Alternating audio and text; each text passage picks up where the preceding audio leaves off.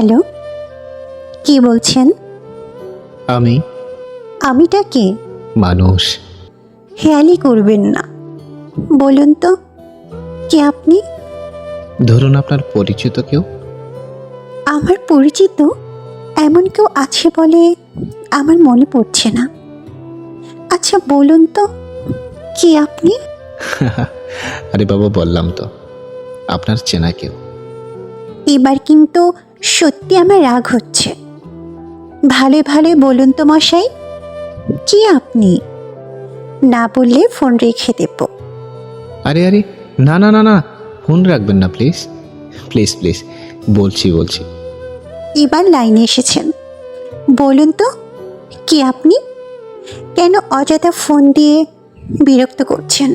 আপনি জানেন, আপনাকে রাগলে বেশ ভালো লাগে। আজব লোক তো আপনি। রাত বিরাতে ফোন দিয়ে মশকরা করছেন। আমার ফোন নম্বর কোথায় পেয়েছেন বলুন তো মশাই? আচ্ছা, আপনার কিছু হারিয়ে গেছে? মনে করে বলুন তো। না তো, মনে পড়ছে না।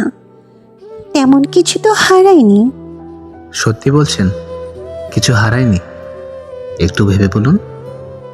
ও হ্যাঁ, কাল একটা আবৃত্তি কনসার্টে গিয়েছিলাম।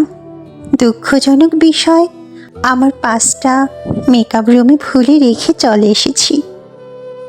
কেন বলুন তো? এত কথা আপনি জিজ্ঞাসা করছেন কেন? কে আপনি বলুন তো? ভালো হবে না কিন্তু। আচ্ছা আচ্ছা, বলছি, রাগ করবেন না। রাগ করলে শরীরের জন্য ভালো নয়। আমি লেখক অনিমেষ। সরি অনিমেষ, কি বলে যে ধন্যবাদ দেব আপনাকে? অখিলেশ দাদাকে আপনার ফোন নাম্বারটা ম্যানেজ করে দিতে বলেছিলাম। সে ব্যস্ত থাকায় আর হয়ে ওঠেনি। আজ এভাবে কথা হবে আমি নিজেকে বিশ্বাস করাতে পারছি না। এত বড় লেখক আমি নিজে থেকে ফোন করেছে। হ্যাঁ, আমি অনিমেষ। ও আচ্ছা, এত আপসেট হবেন না তিলোত্তমা। আমি সাধারণ একজন মানুষ। আর হ্যাঁ, আপনার পাসটা কবে নেবেন বলুন, আর কোথায় আসতে হবে? আমাদের কলেজের তল্লি মোড়ে। বাসায় আসুন, চা খেয়ে যাবেন।